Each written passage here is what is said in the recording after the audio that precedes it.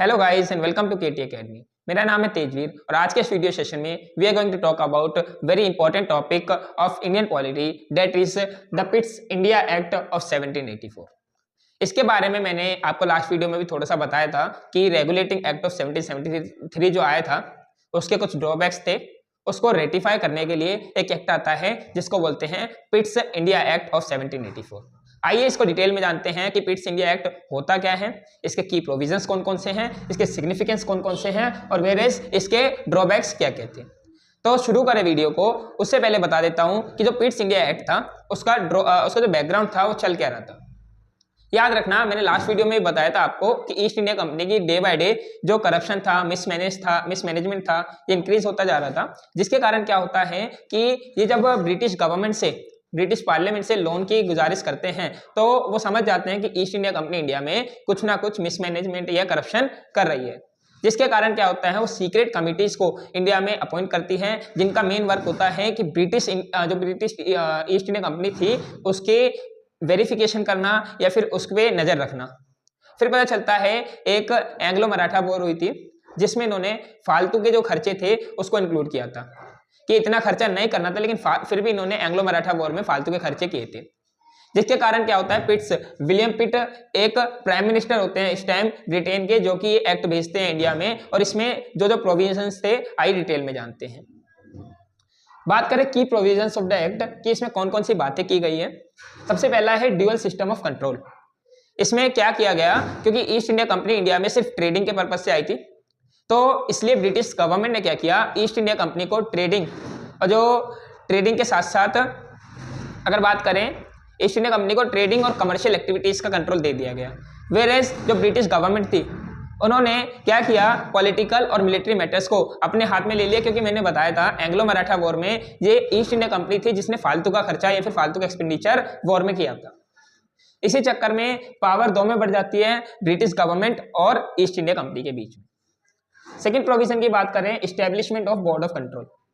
Board of control की बात करें, ये 6 मेंबर कमीशन था।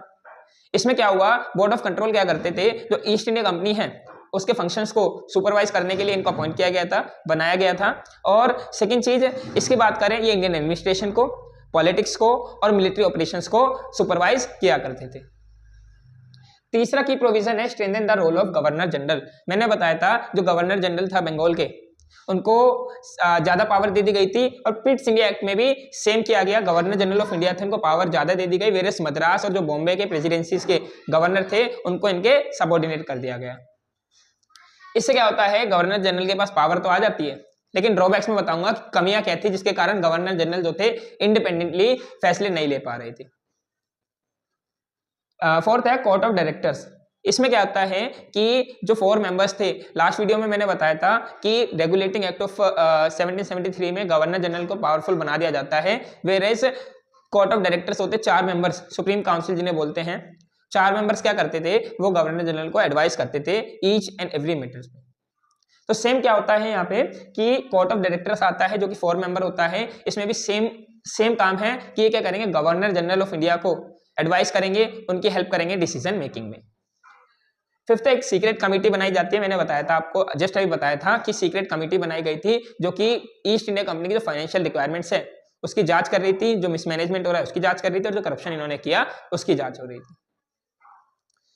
सिक्स्थ है reporting and accountability by East India Company by Board of Control. इसका मतलब क्या है कि ईस्ट इंडिया कंपनी को ये मैंडेटरी कर दिया गया कि अब उन्हें रेगुलर इंटरवल पे ब्रिटिश गवर्नमेंट को, ब्रिटिश पार्लियामेंट को रिपोर्ट भेजनी होगी कि वो इंडिया में गवर्न कैसे कर रहे हैं।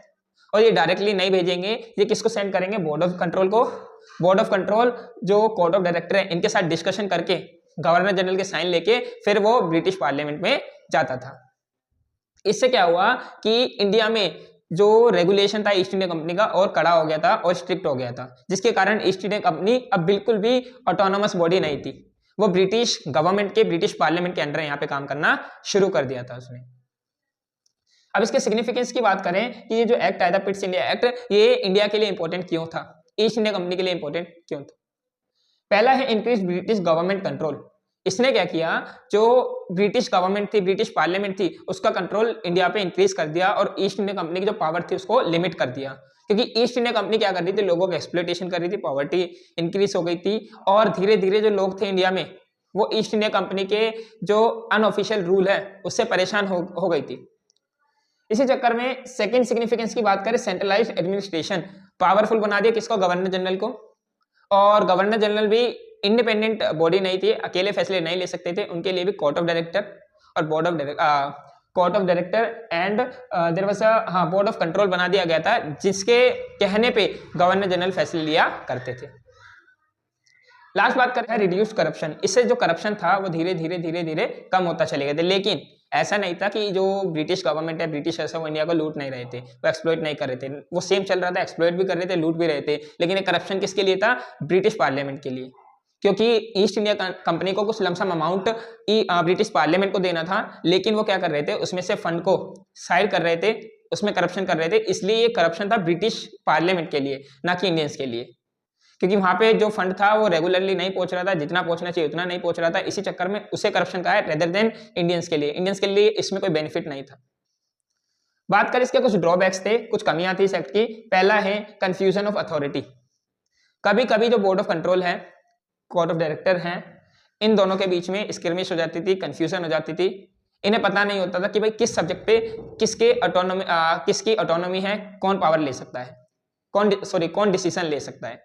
कभी कोर्ट ऑफ डायरेक्टर जो बोर्ड ऑफ कंट्रोल है, इनके टॉपिक्स पे डिसीजन ले लेते थे, कभी वाइस वर्सा हो जाता था। इसी चक्कर में क्या होता था कि भाई ये कंफ्यूजन क्रिएट कर रहा था कि फैसले कौन लेगा, और इससे क्या होता था, डिसीजन होते डिले होते थे, फैसले आने में बहुत ज्यादा टाइम लगता था।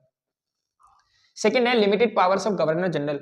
मैंने बताया गवर्नर जनरल को हाईएस्ट पावर दे दी थी, whereas governor general independent body नहीं थी, उन्हें अकेले फैसले लेने का अधिकार नहीं था। उन्हें कोर्ट ऑफ डायरेक्टर और Board of control, court of Director and board of control दोनों से परमिशन लेना अनिवार्य था। दोनों सजेस्ट करेंगे तभी कहीं जाके गवर्नर जनरल फैसले ले सकते थे। तीसरा है नेग्लेक्ट द इंडियन इंटरेस्ट। जो रेगुलेटिंग एक्ट आया था, जो पिट्स इंडिया एक्ट आया जिसकी अभी बात कर रहे हैं, इन दोनों में क्या हुआ, इन्होंने इंडिया के बारे में बिल्कुल भी नहीं सोचा। इन्होंने ये नहीं देखा कि इंडियंस को कौन कौन सी प्रॉब्लम का सामना करना पड़ रहा है, जैसे पॉवर्टी उन्हें फेस करनी पड़ी, एक्सप्लॉयटेशन फेस करनी पड़ी। नहीं, ब्रिटिश पार्लियामेंट को बस ये दिख रहा था कि भाई ईस्ट इंडिया कंपनी उनको फंड जो है, जो लमसम अमाउंट भेजना चाहिए वो नहीं भेज रही। इसी चक्कर में न्यू एक्ट्स आ रहे थे। इन्होंने कभी इंडियंस के प्रॉब्लम्स के डिस्कशन नहीं किया इसमें। फोर्थ है strengthen the British government control. इससे क्या हो गया, जो ब्रिटिश पार्लियामेंट है वो डायरेक्टली इंडिया पे रूल करने लग गई। और ये कमी कैसे बन गई, क्योंकि अभी तो ईस्ट इंडिया कंपनी राज कर रही थी, तो उन्हें पता था इंडिया में ये प्रॉब्लम है, अगर इंडियंस उनसे डिमांड करते तो शायद थोड़ी बहुत प्रॉब्लम सॉल्व हो जाती। वेयरएज देखा गया, जो ब्रिटिश पार्लियामेंट जो कि इवन इंडिया में नहीं है, वो मिनिस्टर्स डायरेक्टली ब्रिटेन से रूल कर रहे हैं। इसका मतलब क्या है, अब इंडियंस की प्रॉब्लम्स कहीं हद तक ठीक नहीं हो सकती थी। फिफ्थ है डिले इन डिसीजन मेकिंग। ये मैंने फर्स्ट पॉइंट में क्लियर कर दिया कि भाई पहले court of director, board of control दोनों में स्कर्मिश होती थी, कंफ्यूजन होती थी, उसको क्लैरिटी मिलती थी, क्लैरिटी मिलने के बाद फिर गवर्नर जनरल के पास जाता था साइन के लिए, तब कहीं जाके कोई डिसीजन लिया जाता था। तो इसलिए क्या होता था इस प्रोसेस में, तो ये प्रोसेस थोड़ा टाइम टेकिंग हो जाता था। सिक्स है मेन फोकस ऑन रेवेन्यू।